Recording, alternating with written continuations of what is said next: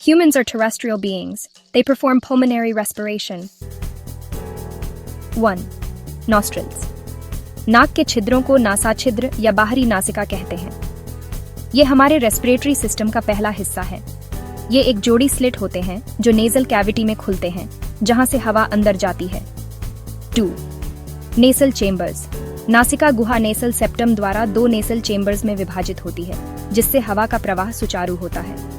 प्रत्येक चेम्बर को 3 मुख्य क्षेत्रों में विभाजित किया जा सकता है, जो अलग अलग कार्य करते हैं। ए. Vestibular region. प्रत्येक नासा छिद्र इसमें खुलता है, जो हवा को फिल्टर करने का पहला कदम है। इसमें बाल और तेल ग्रंथियां होती हैं, जो डस्ट और गंदगी को रोकते हैं। बाल बड़े धूल कणों के प्रवेश को रोकते हैं, जिससे हमारी नाक साफ रहती है। बी. Respiratory reason. ये मध्य क्षेत्र होता है, जो सिलिएटेड स्यूडोस्ट्रेटिफाइड कॉलमनर एपिथेलियम और ग्लैंडुलर सेल्स से भरपूर होता है, जो हवा को साफ और नम करता है। यह क्षेत्र श्वसन में फिल्टरिंग और एयर कंडीशनिंग का काम करता है, जिससे हमें सांस लेने में आसानी होती है। सी. Olfactory region. यह वायु कक्ष का ऊपरी भाग होता है, जो ऑल्फैक्टरी एपिथेलियम से रेखांकित होता है, जिससे हमें गंध का अनुभव होता है। 3. इंटरनल नैरिस, च्वानय। ये नासिका कक्ष के पश्चभाग होते हैं, जो नासोफेरिंक्स में खुलते हैं। 4. फेरिंक्स। इसमें नासोफेरिंक्स, ओरोफेरिंक्स और लारिंगोफेरिंक्स होते हैं, लेकिन नासोफेरिंक्स के क्षेत्र में भोजन और वायु नलिकाएं एक दूसरे को पार करती हैं। फेरिंक्स में वायु नलिका या श्वास नली का उद्घाटन ग्लॉटिस कहलाता है, जो एपिग्लॉटिस द्वारा संरक्षित होता है। Larynx, also known as the voice box, is an anterior modification of the trachea. It produces sound, hence it is also called the sound box or voice box. It contains several cartilages: A. Unpaired cartilages, I. Thyroid cartilage, C-shaped, which is incomplete posteriorly. During puberty, it becomes prominent and is known as the Adam's apple. Q. Cricoid cartilage, located below the thyroid cartilage, is shaped like a signet ring. The 3. Epiglottis, a leaf-shaped cartilage that projects into the pharynx. B. Paired cartilages, I. Arytenoids. These are triangular and located posteriorly. 2. Corniculate cartilage. These are horn-shaped and located at the apex of each arytenoid cartilage. 3. Cuneiform cartilage. These are club-shaped and located anterior to the corniculate cartilage. Vocal cords. Larynx के अंदर vocal cords located होते हैं। एक outer pair होता है, जो false vocal cords कहलाते हैं, और एक इनर पेयर होता है, जो ट्रू वोकल कॉर्ड्स कहलाते हैं। ट्रैचा एंड प्राइमरी ब्रॉन्ची।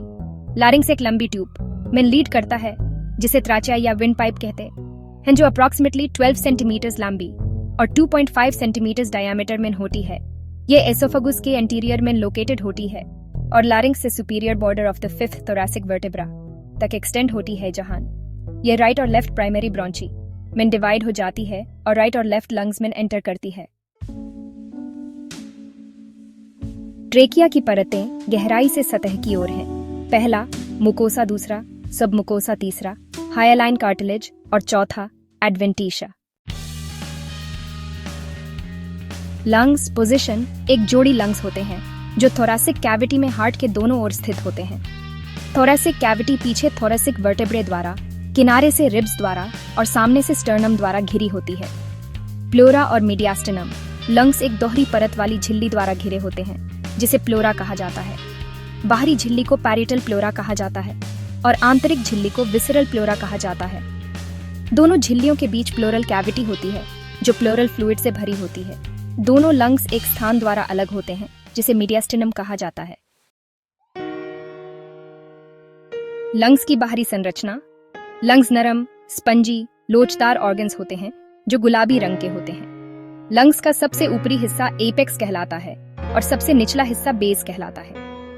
प्रत्येक लंग्स की मीडियास्टिनल सतह में एक क्षेत्र होता है, हिलुस, जिसके माध्यम से ब्रॉन्ची, ब्लड वेसल्स और नर्व्स प्रवेश करती हैं और बाहर निकलती हैं।